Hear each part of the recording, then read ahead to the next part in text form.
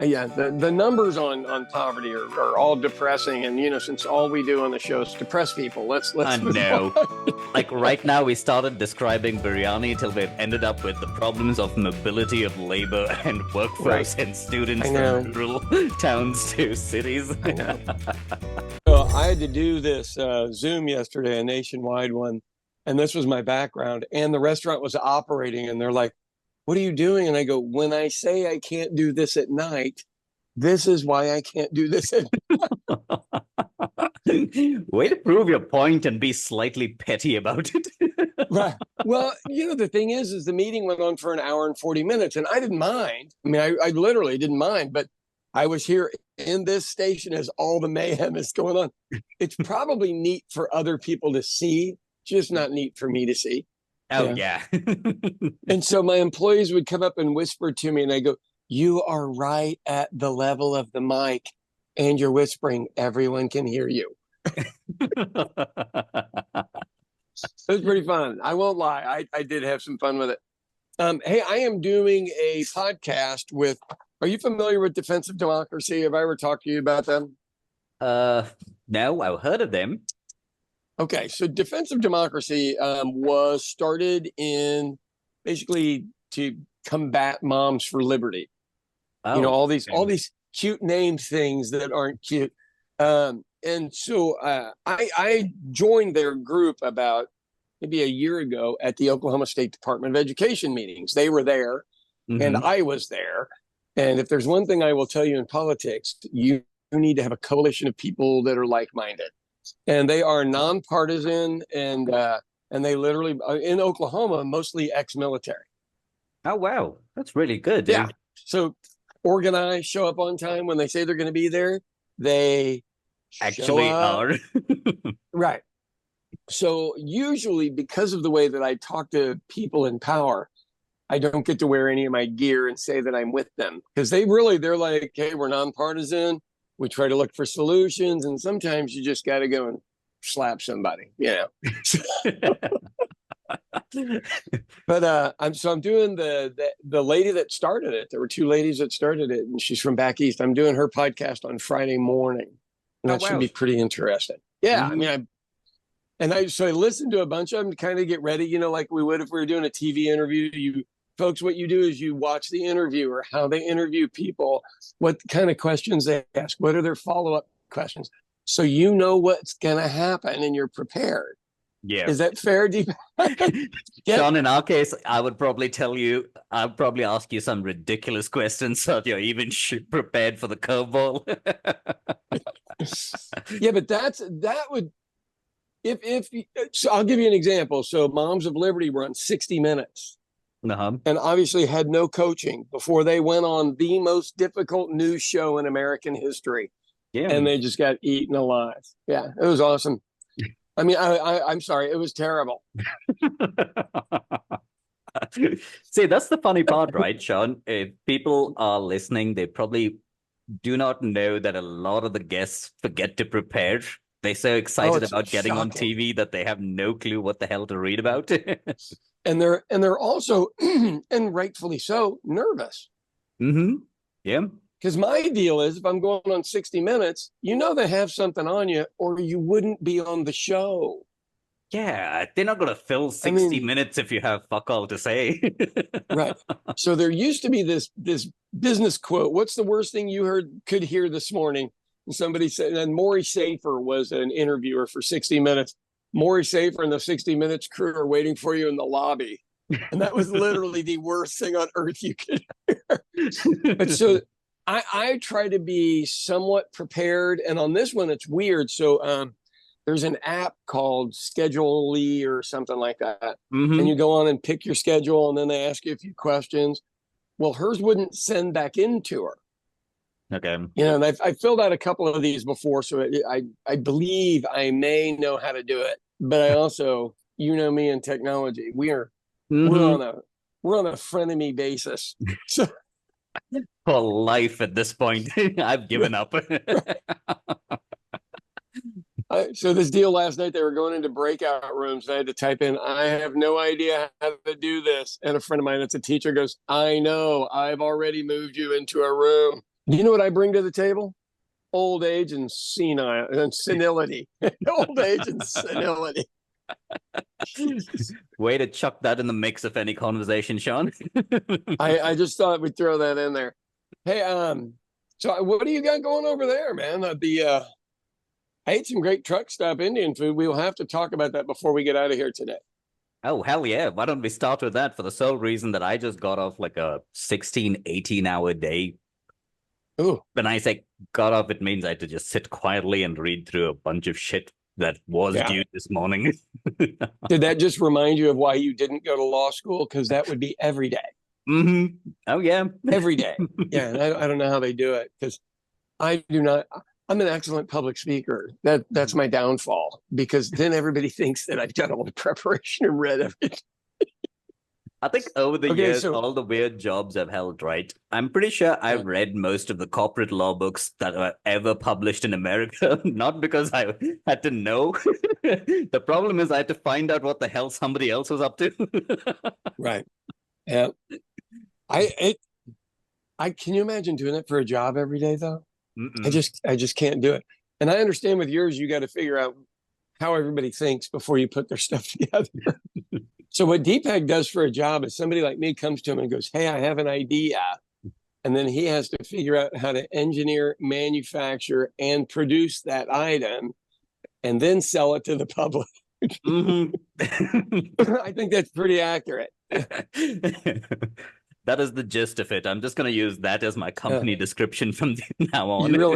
You really should. People go, "Why do you get stressed out sometimes?" And I go, "Because I own a manufacturing company and a retail operation under the same roof. It's very difficult."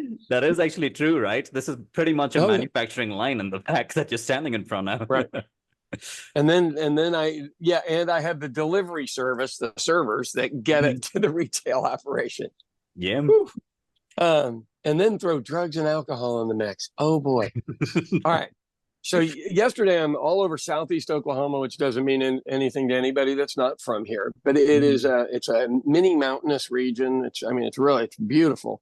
But my allergens just are killing me today from being down there. But I'm on my way back on a major highway in America, which usually you don't see Indian restaurants on major highways. But because there are so many Sikh truck drivers now, correct. There are a lot of them. The place.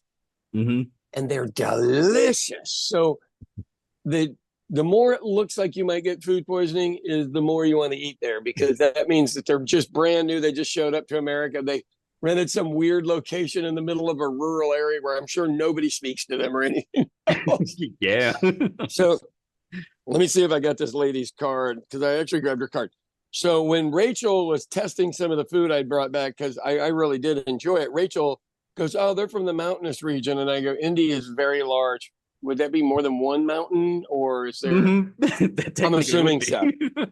Okay, so the irony is they have the same name as me. My name is Sean, and their name is Sean Roti. Shane Roti. That's how that's supposed to be read, Sean. Shawnee Roti is what we would say here in America. Anyway, food was delicious. The storefront was, hey man, I love people that are starting out in business. So unlike most people who want to wait until you're successful, I want to know you when you were working and the kids inside the place running around in their diapers and everything else, to see if you have what it takes to make it here. Oh shit! And those folks, those are some of the most fun restaurants to be in, especially when it looks like when they turn off the lights, somebody does live in there. Exactly. So here's my thing. You legitimately feel like you're in somebody's family's place. So the exit is on a highway called I-40 in Okemah, Okemah.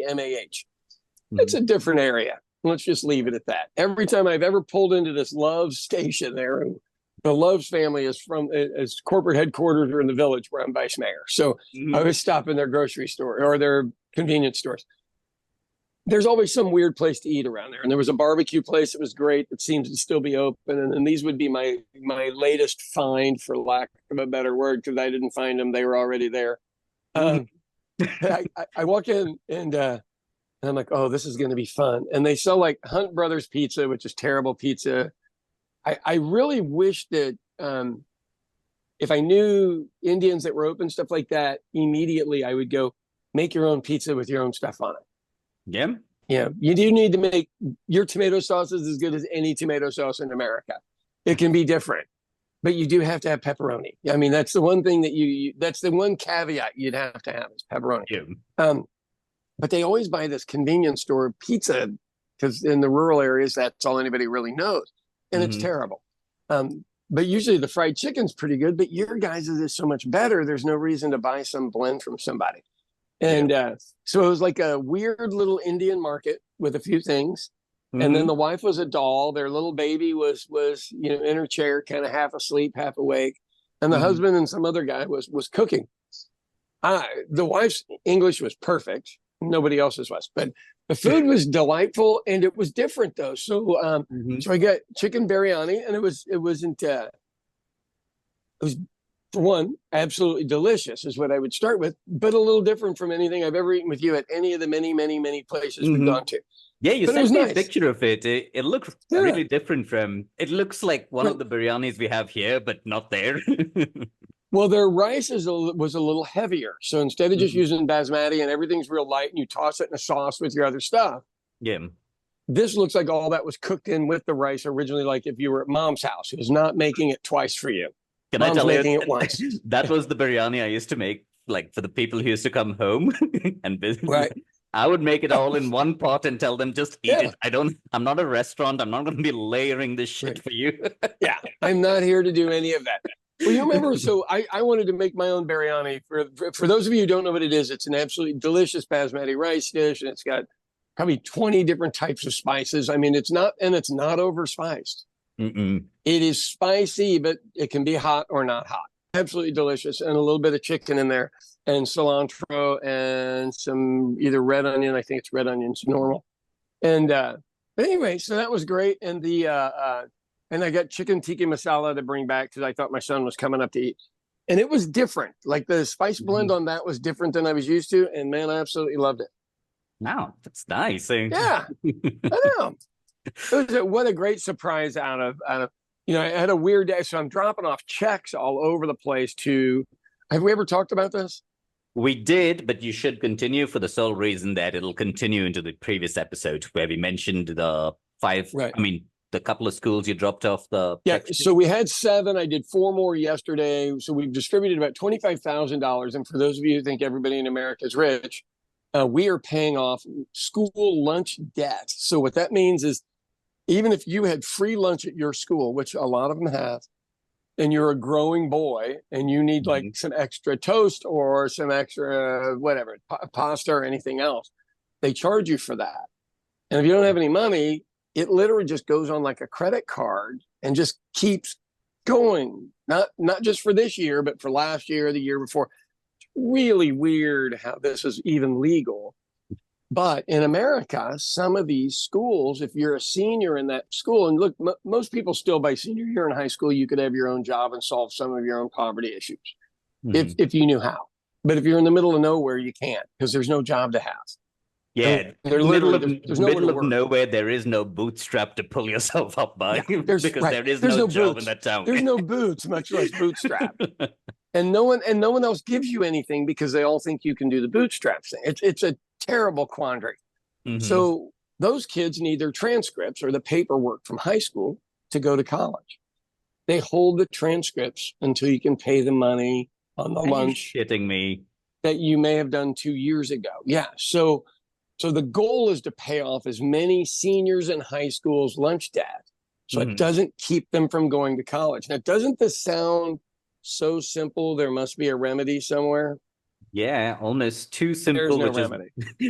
Almost too simple, which is why I think it's left unsolved. Right. Yeah. So doesn't that sound like the school just holding them hostage for eating food while they were attending that school?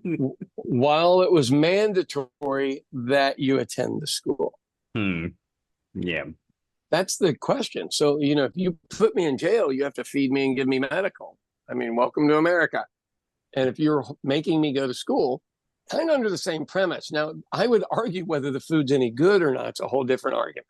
It really is. But a lot of these smaller schools still make all their own stuff. So the food's actually decent. But if you're literally 13 years old and then you've grown a foot in 1 year, you probably need more than the 1,700 calories provided for you within that day. Yeah. Yeah. So let me give you one other angle of this, because my sister-in-law was asking me about it yesterday. I said, so if you're from a poor community, especially like not you can't say farm community anymore, because it doesn't mean people farm. Rural community, meaning you're outside of the city. You don't have any of the city luxuries. You got one convenience store you can go get stuff at. Yeah. And your grocery stores cost about 30% more than anything in the city, because everything has to be shipped there. You think it'd be cheaper? It's not any cheaper.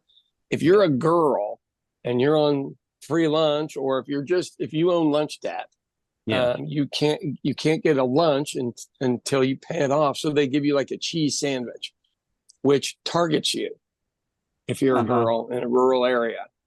Yeah. Because anybody can do anything they want with a poor girl. You can't with a rich girl, but you can do whatever the hell you want with a poor girl, and you've identified who they are. It's already probably knowledge within the community, but you make showing it up like that. You make it more blatantly obvious where you're like, hey, look at the food they're eating. Right. I know who they are. I know the problem. Oh, I know their dad doesn't live there. You just, and I know there's nothing I can do about predators being predators, but God, we don't have to help them with the job. I mean, Jesus. So yeah, that's the secondary part. My sister-in-law was, God, I didn't even think of that. And I go, well, yeah, I spend a lot of time in rural areas here, and a lot of them have the same dynamic of basically either management of the school, management of the city, who's ever in charge is in charge, and you have to one way or another get along with them to make it. Very, very, God, I can't even remember, small little tiny kingdoms, 200 years ago kind of bullshit. Or, oh, I'm sorry, we would call those warlords now. How'd you like to set up on that? Yep. You can use that one. You can use that one in the right crowd. Yeah. So it's very strange, Deepak. It's very strange, but I feel thrilled to death that we have solved a bunch of it. And I'm not trying to get people to get away out of a small town, but I'm just trying to get them to, if you had the ability to go to college. Yeah. God, don't let $120 worth of lunch debt be what keeps you. Yeah, because people don't realize that in those tiny towns, it might take them like 6 months to save up $100 and whatever dollars to just get done with that. Yeah, and if you're on the dole and you live 20 miles from school, how do you get to school every day? Somebody's paying, and it doesn't sound like a big deal in the city. $4, $5 worth of gas. That's assuming your car doesn't break. It's assuming if it breaks, you can afford to fix it. You can afford to, somebody who can fix it. I mean, there's, the numbers on poverty are all depressing. And, since all we do on the show is depress people, let's. I know. Like right now, we started describing biryani till we've ended up with the problems of mobility of labor and workforce and students from rural towns to cities. I know. We are like a terrible Oxford town hall. It just gets away from us everything. You remember that joke I used to do all the time where one of our friends, I used to always tell him when there was a table being too loud, I would always look at him and be like, hey, can you go sit with them for some time and suck all the joy out of their life? I think that's what we become as a podcast, Sean. People can just go hit play and leave that on a table where they're having fun, and we'll all just sit in silence after like 10 minutes. We are the fun police. We're going to let you know what's happening in society while you're having fun. Yeah, it's a trip, man. It is a trip. Let's see what else fun has gone. I really and truly had some funny stuff, and I can't remember them right now. So it is St. Patrick's Day month. For those of you who don't know what that is, I own an Irish pub, so this is a month that it's always very busy, and then I always have some issue with some labor because it's St. Patrick's Day. When is the celebration happening at the pub? March. So here's. Do you want to laugh? So March 17th is on a Sunday. Uh-huh. And I bet I receive 10 calls a day saying, "Are you doing St. Patrick's Day on Saturday?" And I go, "No, we do St. Patrick's Day every day because we're an Irish pub." But the actual festival is on Sunday. Mm-hmm. Well, will you be open on Saturday? Yes, we will. Once again, we do St. Patrick's Day every day. Hilarious, brother. Hilarious shit. Hey, Sean, let the boozers Yes. get their schedules in order, please. I know. There's some intricate planning going on. And what I really want to say is, no, you can go get your green beer somewhere else and throw that up in your car. We will not be involved in that criminal process. Mm-hmm. Yeah, I'm pretty sure they're going to go get drunk somewhere on Saturday, because I know a couple of bars in Oklahoma City are going to celebrate on Saturday so that they don't inconvenience people on Sunday and shit like that. Yeah. Whereas Imagine if you said that about Christmas. We're going to have it on Saturday this year because Sunday's inconvenient for everybody. So for those of you who don't know, let me throw a good little story out there. So I'm Irish, and I'm in Ireland, and I'm maybe 22 or 23 years old, and it's St. Patrick's Day, and I think we're just going to go get foobarred, which means effed up beyond recognition, and go hang out at different bars and pubs all day long, and do the normal stuff, throw up once or twice, and then go home and try to sleep it off and go to work the next day. But it was a religious celebration, like Easter. Everybody went to church and had a fire and brimstone Catholic church. Not something that, well, now we hear it all over the place, but over there, that's the first I'd ever heard it. I'd never seen anything like it. And then we had like a luncheon, formal luncheon, and then this parade that resembled something you would see out of an Italian mafia movie, because like they're carrying around statues. Yeah. But no noise. I mean, like, nobody was really making any noise. And then when that was over, that was St. Patrick's Day. Wow. Deeply disappointing for a 22. Were you standing in the back going like, what are these nerds up to? Didn't you invent this damn thing? I know. I'm like, how do we not do what other cultures do and figure out a way to profit off of it? But we did in America. We did it over here instead. I'm telling you, Sean, we still need to put up that website where people can buy one brick of some old castle in Ireland. So you don't listen to me. So the way you really want to do it, that is you want to sell them one rock off a rock wall, because it's endless, and Americans will buy it. I literally tried to do this about 20 years ago, and I am still willing. And you don't have to move the rock; they just own the rock in Ireland, right? And then they go, "Well, how do you know which rock it is?" And you go, "I got a guy out there to put your serial number on it. You're number 3." In my cousin's farm, farms are tiny over there, so I mean, we would call it a big yard. I mean, and they still have cows on it and stuff. I mean, it is not what we would. I've seen those farms where they are probably like 80 feet by 100 feet, and that's a farm. That's it, and you got 2 cows on that land. But you probably have 10,000 rocks, which is worth way more than the 80 by 100 farm. Yeah, I know. Hey, if somebody steals this plan, we need royalties. God damn it! This was Sean's idea. I'm telling you. So Scotland sells you a royal name, which is ironic. My wife bought one. I'm like, we already have it. We don't pay for that. Like we actually have one. If you want to take the old castle and put $5 million into it, they'll give you that too. Now that it's taken by the British, taken by the Romans, they'll let you have it back now. Did you not bother to tell her that, hey, we do have a castle there if you want to refurb it and flip it over the hill? Or 100 of them. And people think that you've got a castle that looks like it's out of a modern American movie. What you have is a pile of rocks that somebody invaded, and you didn't have enough people there, so you had to move somewhere else, but it's still, for some reason, considered yours. Yeah.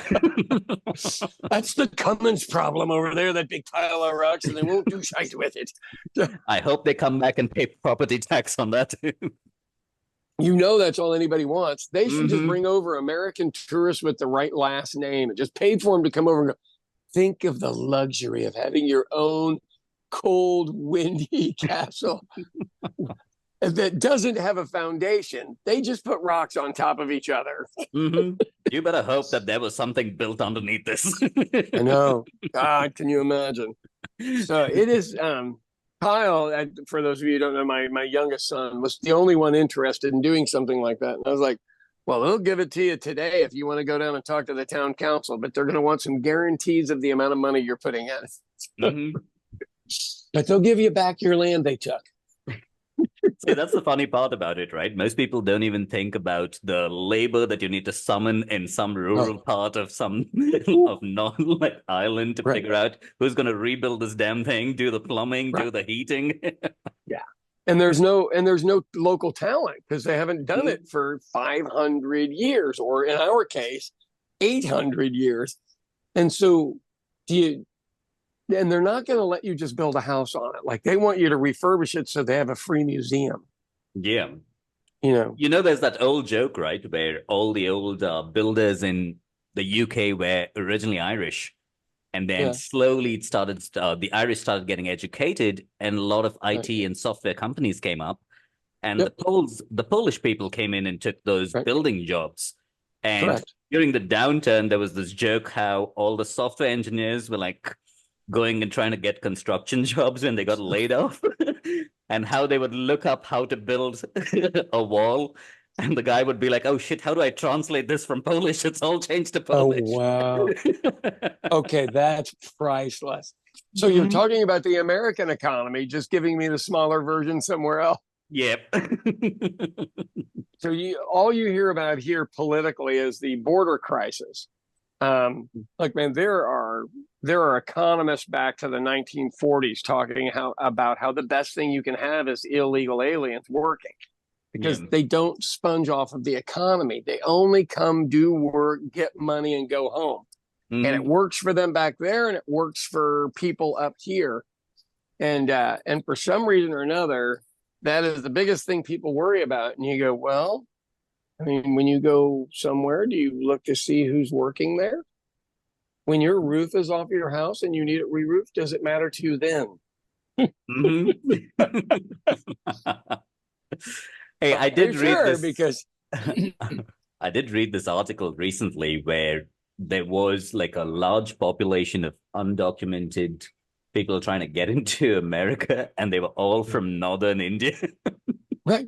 And I was China. like, Jesus Christ. Right. And China as well. So when you're down on the southern border, the reason that is Mexico will let anybody fly in. You know, nothing personal. I mean, they just don't have the wherewithal to do anything about it. And they assume the Chinese are there to start businesses, and they're okay with it. Yeah. You know, think about being Mexico. You're not necessarily all of your smartest people, but a lot of your smartest people have emigrated to America. India, we take a lot of your best people. Yeah. So Mexico goes, oh, well, hey, the Chinese are coming. Maybe they know how to do it. You know, like whatever the people have left. It's not that far off, but then the smugglers know the Chinese have money, so they get first priority on getting smuggled in. It's look, we used to just let people in, and we made a lot of money off of them in taxes. Yeah, that's the way our country is a commerce-based business. You bring something to the table. You got in off the specialty genius visa. I'm not sure who thought that was a good idea, but shh, don't give away the game. You got in on the genius visa. And the deal is that's how we've stripped the best talent all over the world. And it's kept us at a certain level. And you look at China, a whole bunch of them went back and rebuilt a lot of China. Some of it's really cool and some of it's not working. But, that's the thing, right? Even now, because of how hard and complicated immigration is, a lot of the Indian students seem to come back to India and set up their own little startups here. Right. Yeah. Yeah. Yeah. And what we really wanted was for them to come here and stay here. Mm-hmm. Since you guys are the biggest income earning population in our country, Yeah. you want more of those. But we are forever struggling with what the actual deal is. If you're studying history, is whites don't want to be on the bottom. Mm-hmm. They don't mind being second from the bottom, uneducated, poor whites. Yeah. But they can't be on the bottom. That's revolution time. So as Mm-hmm. long as there is a society beneath them, which would obviously not be a well-educated Indian or a well-educated Chinese person, Yeah. let's be honest, they're not running in the same circles. Mm-hmm. So you throw this wedge issue in between Black Americans and Hispanic Americans. But I got to be honest with you, Hispanics generally just don't get involved in any of that. They come up, they work, they do their stuff, they make their money, they buy a house, they buy 4 or 5 different trucks, it seems. I know. They're living the American dream, and they're good. And one really good grill. I do not know why, but they seem to own like the best grills I've ever seen. Like, oh god, yeah. Than... The flat tops, yeah. Yeah. Well, here's the thing of poor populations. They've always eaten well. Mm-hmm. They're in an area where the sun's around about 340 days a year. They've got enough rain. Food was not their problem. Commerce was their problem. Yeah. Yeah. Do they drink like Irish people? Yes, they do. Do they have fun? They're just the newest immigrant society. And if it wasn't for them, Ford trucks would not be selling as well, or Dodge Rams, or, look, there's a micro economy. It's not a micro, it's a macro economy involved with any successful immigrant group. Mm-hmm. Your folks buy really nice houses, even though they're never there and all they do is work. Can I tell you, really it's nice the house. Same mentality from India that's come there, where the first thing you invest in is real estate. Yeah. It's what they do there as well. Well, so Deepak, I'm 60. My house is basically paid for. I don't have this anywhere near the same worries other people have. Yeah. I just don't, because right now, I could probably figure out a way to buy the house I live in, but it would be difficult. We're just becoming like the rest of the world. Real estate's really expensive, and for no apparent reason, because we have all the land in the world. Right. I know. Yeah. Like Alex used to always joke about my backyard, and he'd be like, wouldn't we be able to fit at least 8 to 10 Indian families back here? And I'll be like, just shut up and leave my backyard alone. Awesome. Hey man, we're all getting there slowly but surely. There is a haunting deal today that's kind of not haunting. So we have this church in Topeka, Kansas called Westboro Baptist Church, and there was a really famous preacher named Fred Phelps. And for some reason or another, Fred was obsessed with gay people, and he had his those are the idiots who used to protest in front of military people. That's what did them in. Right. Yeah. That's what did them in. And so they are going to this high school where this kid was killed in a fight in a bathroom.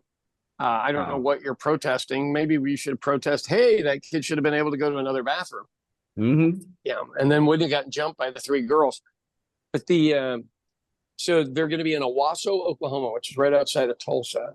And I think that will be on national news for that later on today. I didn't even know their loser Phelps family was still around. But here's the thing in America. You and I can start a church here. It is tax-free from there on out. There's no local taxes, nothing. I know. And it is, I can't get over the fact that I know morally that I shouldn't do it, but man, what a business idea. See, I told you, like, you don't even have to follow a religion. We can create our own little weird religion. Yeah, right. It just revolves around. The Church of Maranatha smokes weed. That's their church. Yeah. Yeah. And it is, I don't know. The older I get, the more this is sounding like a place to put all of your real estate. You know what I mean? And you don't even have to do services. You just have to be at church. Go ahead. Last week tonight with John Oliver, they set up a church, and their congregation was the weekly taping of the show. where people there actually you go. showed up And every week, and he was the yeah, one who was reading his comedy show, but he tax called that exempt, his man. yeah. It was called the Lady of Perpetual Exemption. That was the name of the church. Okay, that is genius. Well, I mean, are you a preacher as well? Because I'm an internet preacher. I've got my license. I have my license Are you to one? yeah, I have my license to get people married. Does that count as the same thing? Ordained, whatever that Yeah, was. that's Yeah. yeah, same deal. Yeah, from the internet deal. Yeah. Yeah. So when I went down, I still remember going down to the county clerk's office to get my piece of paper, Mhm.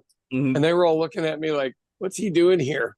I go, just want to be able to officiate marriages, but only gay marriages. I'm not doing straight marriages.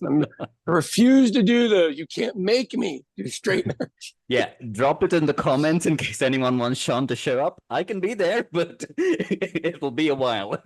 Got it right. Exactly. Good to Mm, talk to you, my friend. That was a nice, fun show. I know. So this morning I woke up and I'm like, man, I must be feeling a little bit depressed this morning. And I'm in the kitchen. I'm like, man, I just don't feel good. So I check my oxygen. It's at 92. And I go, oh, might be that all of the pollens down there just were they've clogged up my lungs. So I had to do my Oh God. Plus, I'm pretty sure that even the temperature fluctuations aren't helping, where one day it's 70, no, the next day it drops to like fucking 20. Mm-hmm. yeah, nothing's helping. But climate change, it's not even on the radar anymore, man. I know. We're so busy worrying about a revolution that we're not even dealing with any of the actual crises that exist. Mm-hmm.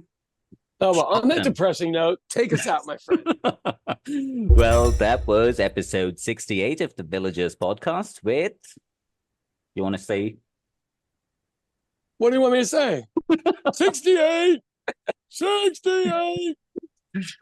Never mind. This is all we do. Goodbye.